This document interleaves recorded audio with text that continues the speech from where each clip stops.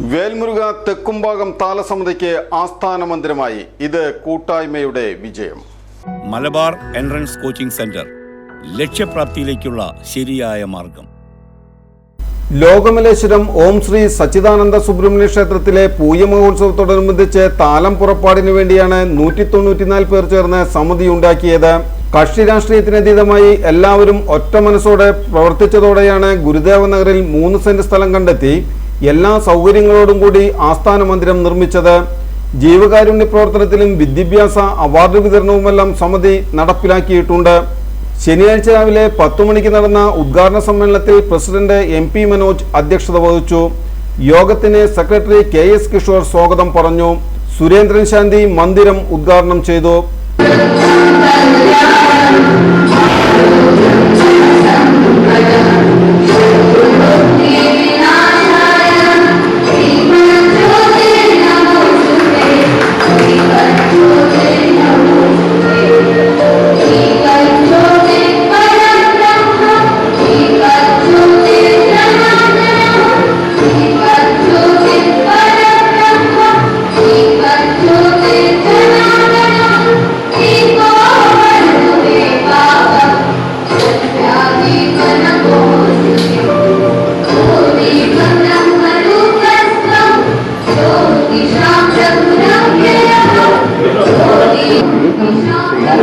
പ്രകാശായ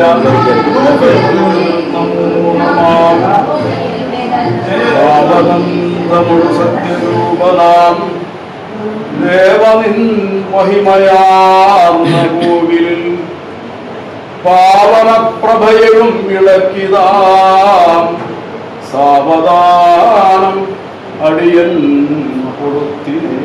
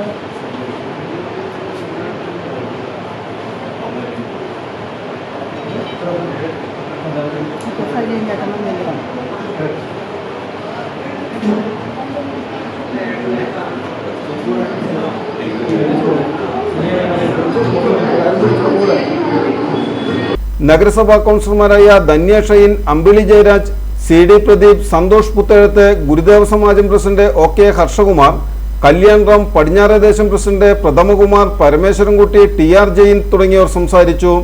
joint secretary PB Shaila നന്ദി പറഞ്ഞു. സ്റ്റിനിൽ, KC Jayan, KV Viju, Sarath Nelliparambil, KR Gopi, MM Rajeesh തുടങ്ങിയവർ നേതൃത്വം നൽകി.